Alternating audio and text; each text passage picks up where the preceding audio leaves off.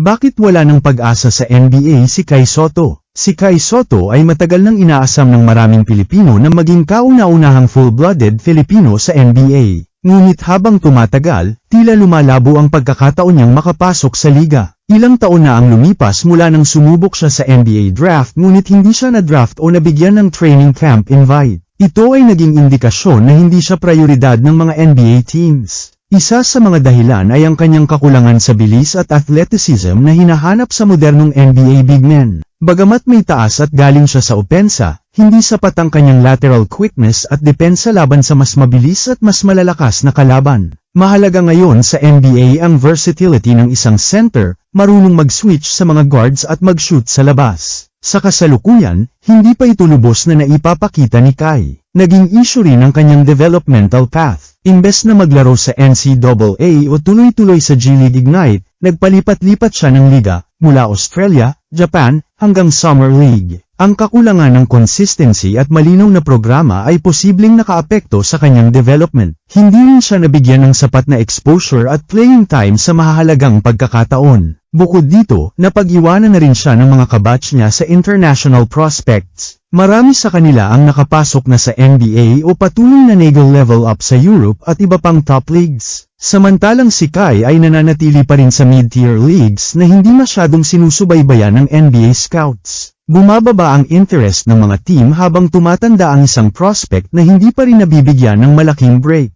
Sa kabila ng lahat, hindi nangangahulugang walang saysay ang kanyang karera. Marami pa rin siyang pwedeng marating sa Asia o Europe kung patuloy niyang paghuhusayin ang kanyang laro. Ngunit kung usapang NBA, malabo na siyang mapansin muli maliban na lang kung magpakita siya ng extraordinaryong improvement. Para sa ngayon, tila sarado na ang pintuan ng NBA para kay Kai Sotto.